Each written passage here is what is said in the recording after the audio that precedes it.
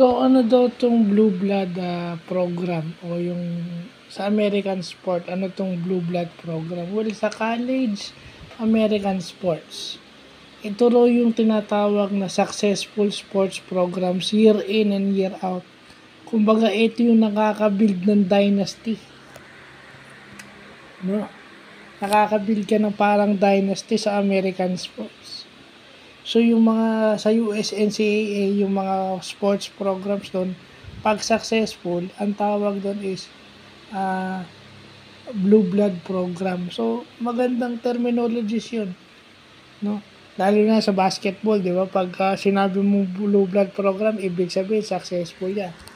Dito sa Pinas puwedeng sa ngayon, presently Ateneo and even Letran, 'di ba? San Beda before, nung nandun si JB Mocon tsaka si Robert Bolick, tsaka si Donald Tangkua, 'di ba? 'Yun yung mga blue blood programs.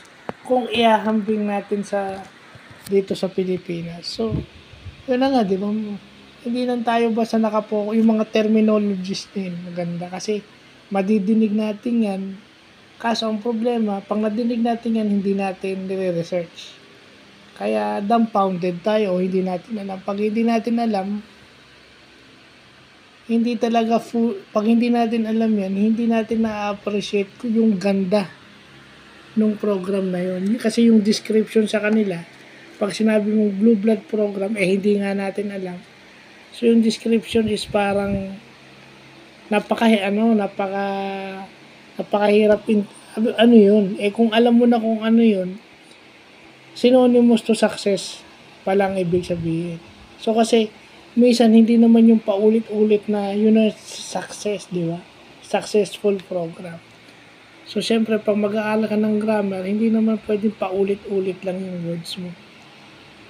Di ba? Parang kung ihahambing mo o kung i-integrate mo yung English word o English grammar, dapat hindi paulit-ulit. So yun lang po.